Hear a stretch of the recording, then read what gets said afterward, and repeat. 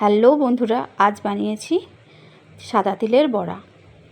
সাদা তিল বেটে নিয়ে তার মধ্যে কুচনো পেঁয়াজ, কুচনো লঙ্কা দিয়ে তার মধ্যে হলুদ আর নুন আর অল্প একটু বেসন দিয়ে ভালো করে মাখিয়ে নিতে হবে।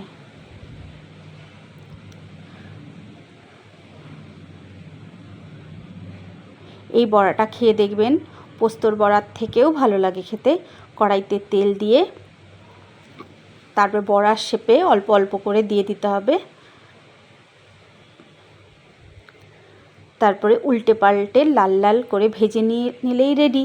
তারপরে গরম গরম ভাতে পরিবেশন করুন।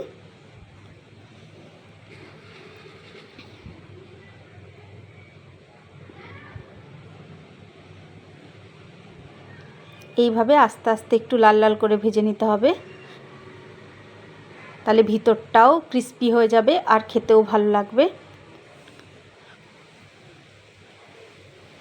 তারপর গরম ভাতে পরিবেশন করুন। একবার বানিয়ে খেয়ে দেখুন, খুব ভালো লাগে।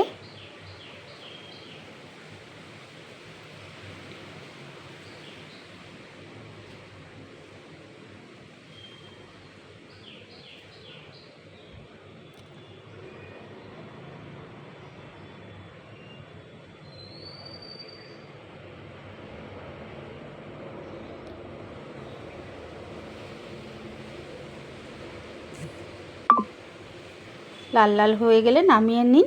Let's enjoy.